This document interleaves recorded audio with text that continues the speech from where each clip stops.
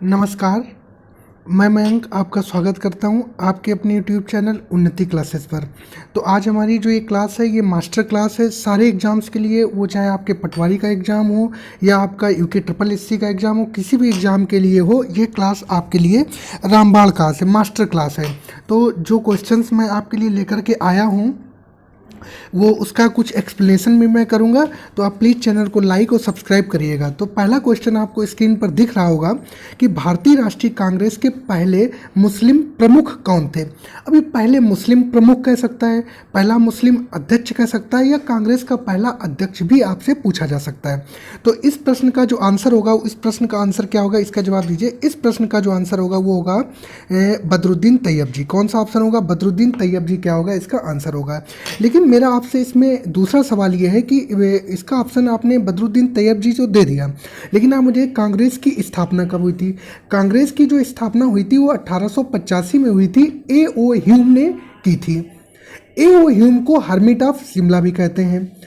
जिस समय कांग्रेस की स्थापना हुई उस समय जो वायसराय था वो कौन था? वो लॉर्ड डफरिन था। कौन था? लॉर्ड डफरिन जो था आपका उस समय वायसराय था। एक जो इम्पॉर्टेंट क्वेश्चन है जो अभी रिसेंटली यूके ट्रिपल एससी ने पूछा था वो ये था कि गोपाल कृष्ण गोखले ने कांग्रेस के किस अधिवेशन में अध्यक्षता की थी? तो इसका आंसर हो जाएगा 1905 में गोपाल कृष्ण गोखले ने जो बनारस का अधिवेशन था उसमें कांग्रेस की अध्यक्षता की थी। चलिए आगे बढ़ते हैं, दूसरे क्वेश्चन देखते हैं। दूसरा क्वेश्चन है आपका, शिक्षा का अधिकार अधिनियम किस वर्ष पारित हुआ? शिक्षा का अधिकार अधिनियम किस वर्ष प्रभावी हुआ? अच्छा, तो शिक्षा के अधिकार की बात अगर करते हैं तो इससे थोड़ा सा पहले जाते हैं। बात है 2002 की। 2002 में 86वां संविधान संशोधन हुआ 2002 में। उसमें के तहत अनुच्छेद 21A जोड़ा गया। अनुच्छेद 21 से क्या काम करता था? वो फ्री एंड कंपलसरी एजुकेशन की बात करता था। लेकिन ये एक 2006 में जो अटल बिहारी वाजपेयी की गवर्नमेंट थी वो इसको लेकर के आए हुए थे। लेकिन इसका जो कानूनी अधिकार आया वो कब आया? वो आया 2009 में। कब आया? 2009 में आया। तो इसका आंसर क्या हो जाएगा आपका? 2009 हो जाएगा। क्या हो जाएगा? 2009 इसका आंसर आपका हो जाएगा। आगे बढ़ते आगे बढ़ते अगला क्वेश्चन है, मिल्कमैन उपन्यास की लेखिका कौन है? क्या क्वेश्चन है? मिल्कमैन उपन्यास की लेखिका कौन है? अरुंधति राय, ईना बंस, किरण देसाई या अनीता देसाई? तो इसका आंसर आपका क्या हो जाएगा? इसका आंसर आपका हो जाएगा ईना बंस हो जाएगा। क्या हो जाएगा? ईना बंस हो जाएगा। अब आप कहेंगे ये क्वेश्चन आप क्यों लेकर के आए? ये इस वजह से कि इनको 2018 में मैन बुकर पुरस्कार मिला था। क्या मिला था? मैन बुकर पुरस्कार जो है वो इनको मिला था। क्या मिला था? मैन बुकर पुरस्कार मिला था। अच्छा, एक अनीता देसाई की एक बुक जो बहुत इंपॉर्टेंट और ये पूछी जाती है वो है अ क्लियर डे स्काई। ये अनीता देसाई की बुक है, ये बहुत ही इंपॉर्टेंट है। इसको आप याद रखिएगा, इसको आप याद रखिएगा, ठीक है। और एक क्वेश्चन जो आपसे मैं पूछना चाहता हूँ, आप मुझे बताइए कि how onion got its layer. क्या है? मैं यहाँ पर लिख देता हूँ छोटा सा, how onion got its layer. इतना आपको समझ में आ रहा है? जगह कम है। How onion got its layer किसका नॉवेल है? बहुत इंपॉर्टेंट है। ना जाने कितनी बार ये एग्जाम में, एसएससी के एग्जाम में, रेलवे के एग्जाम में, यूके ट्रिपल एससी के एग्जाम में, यूके उत्तराखंड पीसीएस में, ये कई बार आपसे एग्जाम जो है वो पूछा गया है। How onion got its layer किसकी बुक है? इसका जवाब आप कमेंट बॉक्स में हमें दीजिएगा। आगे बढ़ते हैं, आगे बढ़ते हैं। ये हो गया, आगे बढ़ते हैं। लिखा है, क्वेश्चन है आपका, ICC women cricketer of the year 2021 किसे चुना गया? ICC women cricketer of the year किसे चुना गया? इसका जवाब आपको देना है। हरमनप्रीत कौर, मिताली राज, स्मृति मंधाना और झूलन गोस्वामी। इसका जवाब दीजिए। तो इसका जो आपका आंसर हो जाएगा वो आंसर हो जाएगा आपका स्मृति मंधाना। क्या हो जाएगा? स्मृति मंधाना इसका आंसर हो जाएगा। आप मुझे ये भी बताइए कि स्मृति मंधाना जो है किस राज्य से बिलोंग करती हैं? ये प्रश्न भी पूछा गया, बहुत इंपॉर्टेंट है आपके लिए। तो इसका आंसर हो जाएगा आपका महाराष्ट्र। क्या हो जाएगा? ये महाराष्ट्र राज्य से बिलोंग करती हैं। किससे बिलोंग करती हैं? महाराष्ट्र राज्य से ये बिलोंग करती हैं। अच्छा, आप मुझे बताइए मिताली राज किस राज्य से बिलोंग करती है? तो मिताली राज के लिए आप एक ट्रिक याद रखिए, जो मिताली इनके बाद में जो राज आ रहा है ये आपकी हो जाएंगी राजस्थान से हो जाएंगी। किससे हो जाएंगी? राजस्थान से हो जाएंगी, राजस्थान से हो जाएंगी। इतनी बात समझ में आ गई आपको। लेकिन यहीं पर मैं नहीं रुकूंगा, मेरा आपसे एक प्रश्न ये है कि जो वंदना कटारिया है, वंदना कटारिया किस राज्य से है? मैं आपको बता दूं, वंदना कटारिया जो है एक हॉकी प्लेयर है और ये उत्तराखंड राज्य से बिलोंग करते हैं, ये अपने उत्तराखंड राज्य से बिलोंग करते हैं। इतनी बात आपकी समझ में आई? आगे बढ़ते हैं। अगला क्वेश्चन है, पहला साहित्य अकादमी पुरस्कार किसे प्राप्त हुआ? पहला साहित्य अकादमी पुरस्कार किसे प्राप्त हुआ? माखनलाल चतुर्वेदी, श्रीलाल शुक्ल, हरिवंश राय बच्चन और दया प्रकाश सिन्हा। ये चारों ऑप्शन आपके लिए बहुत इंपॉर्टेंट हैं, तो इनका जवाब दीजिए। पहला साहित्य अकादमी पुरस्कार किसे प्राप्त हुआ और आप मुझे ये भी बताइए किस सन में मिला गया? तो साहित्य अकादमी पुरस्कार की शुरुआत 1954 में हुई। कब हुई? 1954 में स्थापना हुई और पहली बार 1954 में स्थापना हुई थी। और ये किसको मिला था? ये मिला था आपको माखनलाल चतुर्वेदी जी को। किसको मिला था? माखनलाल चतुर्वेदी जी को मिला था। और उनको किस कृति के लिए मिला था? कविता थी उनकी, उसका नाम था हिम तरंगिणी। क्या? हिम तरंगिणी इनकी कविता का नाम था। अच्छा, आप मुझे ये बताइए कि श्रीलाल शुक्ल को किस उसके लिए मिला और कब मिला है? श्रीलाल शुक्ल जी को 1969 में। कब मिला है? 1969 में इनको मिला हुआ है। और इनकी जो कृति का नाम था, इनकी कृति का जो नाम था उसका नाम था, कृति मतलब इनका जो इन्होंने जो कृति थी, रचना थी उसका, वो एक उपन्यास था और उसका नाम था राग दरबारी। बहुत बार, ना जाने कितनी बार ये प्रश्न पूछा गया, बहुत इंपॉर्टेंट है। क्या हो जाएगा? राग दरबारी। क्या है? राग दरबारी। हरिवंश राय बच्चन जी को किसके लिए मिला है? हरिवंश राय बच्चन जी को मिला है आपके दो चट्टानों के लिए। कब मिला है? 1968 में मिला। किसको मिला? 1968 में मिला है। लेकिन एक करंट अफेयर्स का क्वेश्चन जो आपके लिए बनेगा वो ये बनेगा कि दया प्रकाश सिन्हा को, किसको? दया प्रकाश सिन्हा को किस चीज़ के लिए मिला है? दया प्रकाश सिन्हा जी को किस चीज़ के मिला और कब मिला है, इसका जवाब आपको देना है। तो दया प्रकाश सिन्हा जी को 2021 में सम्राट अशोक के लिए मिला था। किसके लिए मिला था? सम्राट अशोक के लिए मिला था। इतनी बात आपकी समझ में आ गई होगी। आगे बढ़ते हैं। ये सब आप अपनी कॉपी में नोट्स बनाते रहिएगा। मेरी आवाज़ के साथ आपका माइंड वो कैचिंग पावर होनी चाहिए। आप नोट्स बनाते रहिएगा। अगर मेरी स्पीड तेज लग रही हो तो आप वीडियो को स्लो कर करके रोक कर देखिएगा और अपने नोट्स बनाते रहिएगा। और आप यकीन नहीं मानेंगे, जब आप पेपर देने जाएंगे तो मेरी एक एक क्लास आपके लिए बहुत इंपॉर्टेंट होगी। आपको पता है अभी उत्तराखंड सहायक अध्यापक की भर्ती आने वाली है, तो उसके लिए भी ये क्लास आपकी बहुत ही इंपॉर्टेंट है। आगे बढ़ते हैं। अगला क्वेश्चन है, विटामिन डी का रासायनिक नाम क्या है?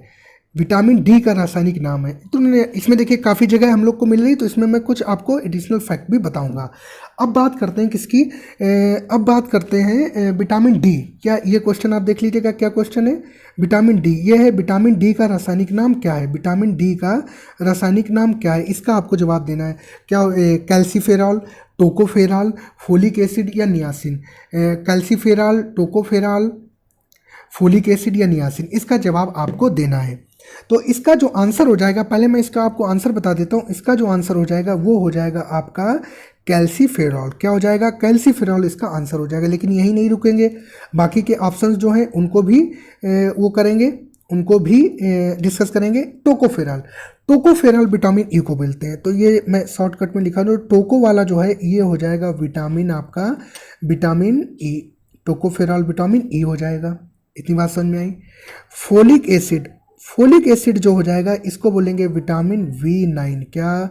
Vitamin B9। और जो नियासिन दिया है आपका, ये क्या हो जाएगा? नियासिन हो जाएगा आपका विटामिन B3। क्या हो जाएगा? विटामिन B3 आपका क्या हो जाएगा? नियासिन हो जाएगा। अच्छा, विटामिन की खोज किसने की थी? कैस्मिन फंक ने की थी। विटामिन क्या है? एक माइक्रोन्यूट्रिएंट है। क्या है? विटामिन एक माइक्रोन्यूट्रिएंट है। अब ये विटामिन ज़रूरत क्यों होते हैं? क्योंकि जो बॉडी में मेटाबॉलिज्म है, इसके प्रॉपर फंक्शन के लिए विटामिन का जरूरी होता है। विटामिन जरूरी होते हैं। विटामिन आपने पढ़ा होगा, विटामिन कुछ ऐसे विटामिन होते हैं जो फैट सॉल्युबल होते हैं, कुछ ऐसे विटामिन होते हैं जो वाटर सॉल्युबल होते हैं। जो वाटर सॉल्युबल विटामिन होते हैं वो विटामिन बी एंड सी हैं। जो फैट सॉल्युबल विटामिन है वो KEDA, कीड़ा, इसको शॉर्ट फॉर्म की ट्रिक है, कीड़ा याद कर लीजिएगा, KEDA। इस तरीके से आप याद कर लेते, ये विटामिन की बात हो गई। तो क्या हो गया इसका ऑप्शन? ऑप्शन ए इसका करेक्ट हो गया है। आगे बढ़ते हैं। अगला क्वेश्चन है आपसे, ऑप्टिकल फाइबर किस सिद्धांत पर कार्य करता है? क्या है? ऑप्टिकल फाइबर किस सिद्धांत पर कार्य करता है? प्रकीर्णन, व्यतिकरण, पूर्ण आंतरिक परावर्तन या अपवर्तन? इसका जवाब आप दीजिए कि ऑप्टिकल फाइबर किस सिद्धांत पर कार्य करता है, इसका जवाब दीजिए। तो इसका आपका आंसर हो जाएगा, इसका आंसर हो जाएगा पूर्ण आंतरिक परावर्तन। इसको बोलते हैं आपका टोटल इंटरनल रिफ्लेक्शन। क्या बोलते हैं इसको? टोटल इंटरनल रिफ्लेक्शन बोलते हैं। लेकिन यहीं पर मेरा आपसे एक बहुत इंपॉर्टेंट क्वेश्चन ये है, वो ये है मेरा आपसे कि आप मुझे ये बताइए कि फादर ऑफ ऑप्टिक्स कम्युनिकेशन के जनक कौन है?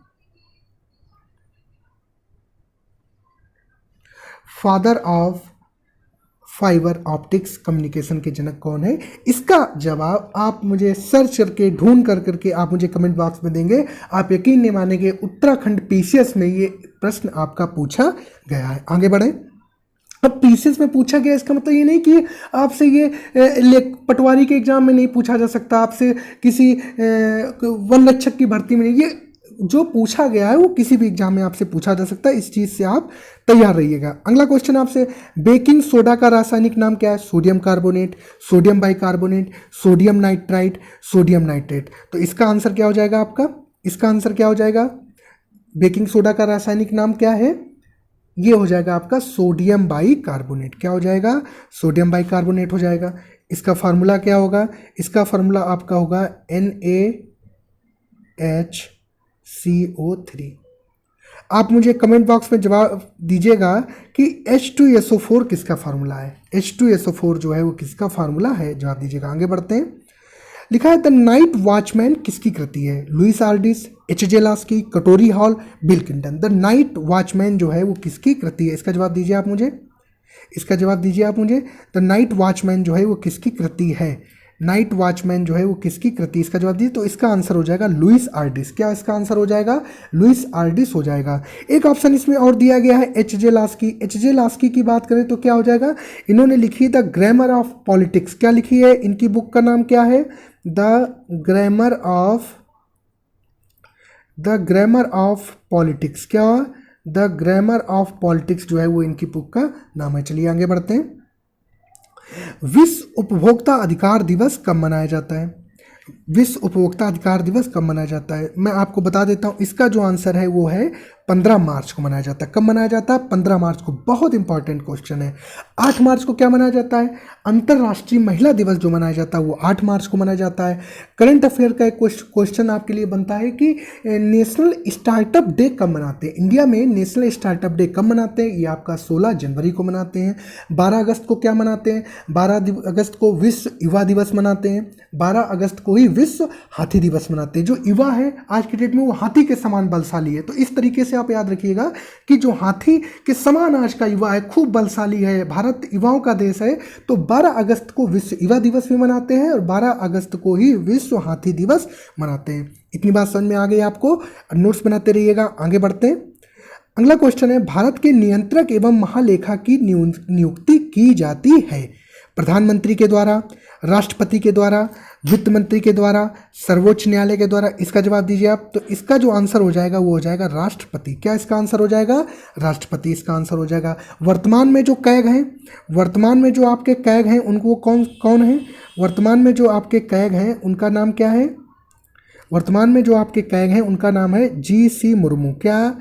GC मुर्मू। ये कौन से कैग हैं? 14वें कैग है, 14वें नंबर के कैग हैं वर्तमान में GC मुर्मू। आगे बढ़ें, आगे बढ़ते। निर्वाचन आयोग के पहले मुख्य निर्वाचन आयुक्त कौन थे?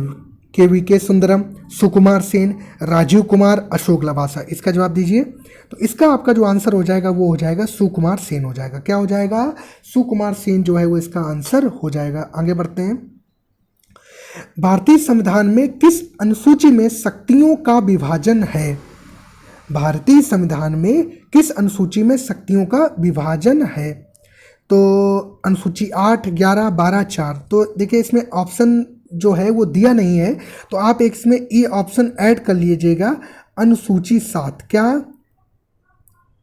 क्या आप इसमें ऐड कर लीजिएगा अनुसूची 7। इसमें जो ऑप्शन है वो गिवन नहीं है, अनुसूची 7 आप ऐड कर लीजिएगा। अनुसूची 7 में जो है आपका वो क्या है, इसमें शक्तियों का विभाजन की बात करी गई। अनुसूची 7 में जो है सो शक्तियों के विभाजन की बात की गई, उसमें आप कर लीजिए। मैंने आपको बताया इसमें ऑप्शन जो नहीं है। अनुसूची 11 में क्या है, अनुसूची 12 में क्या है, अनुसूची 4 में क्या है, इसका जवाब आप कमेंट बॉक्स में बताइएगा। आगे बढ़ते हैं। वीडियो को छोटा ही रखना है जिससे आपको कम समय में आपको ज़्यादा से ज़्यादा कंटेंट मिल पाए। आप एक से एक बेहतरीन कंटेंट आपको देने की कोशिश करूँगे, मेरा प्रॉमिस है आपसे। आगे बढ़ते हैं। निम्नलिखित में से एक रिट का प्रकार नहीं है, फटकार, बंदी प्रत्यक्षीकरण, निषेध कि वारंट हो। तो इसका जवाब हो गया नहीं है। आपने कभी फटकार नाम की रिट सुनी है? नहीं नहीं नहीं, ऐसा नहीं है। तो भारत में संविधान में जो सुप्रीम कोर्ट है वो अनुच्छेद 32 के अनुसार 5 प्रकार की रिट जारी करता है, वहीं हाईकोर्ट 226 के अनुसार रिट जारी करता है।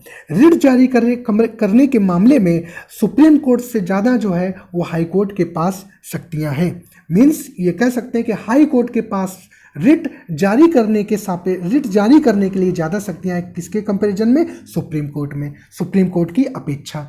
सुप्रीम कोर्ट 5 प्रकार की रिट जारी करता है, बंदी प्रत्यक्षीकरण, परमादेश, निषेध, उत्प्रेषण और अधिकार रक्षा। चलिए आगे बढ़ते हैं, अगला क्वेश्चन देखते हैं। अगला क्वेश्चन है आपका, भारत की नवीनतम राष्ट्रीय राजनीतिक पार्टी कौन सी है? BSP, NCC, NPP, BJP. तो इसका आंसर आपका हो जाएगा एनपीपी। क्या हो जाएगा? एनपीपी। एनपीपी का मतलब क्या है? National People's Party. ये पार्टी 2013 में बनी और 2019 में राष्ट्रीय पार्टी का दर्जा मिला। वर्तमान में भारत में 8 राष्ट्रीय राजनीतिक पार्टी हैं। तो इतनी, आई थिंक आपको ये सेशन अच्छा लगा होगा। इस वीडियो को ज़्यादा से ज़्यादा शेयर कीजिएगा।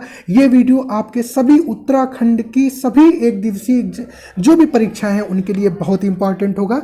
चलिए फिर आज की क्लास को यहीं रखते हैं। प्लीज़ चैनल को लाइक और सब्सक्राइब करिएगा और उन्नति क्लासेस के चैनल को सब्सक्राइब करिएगा। चलिए फिर समाप्त करते हैं।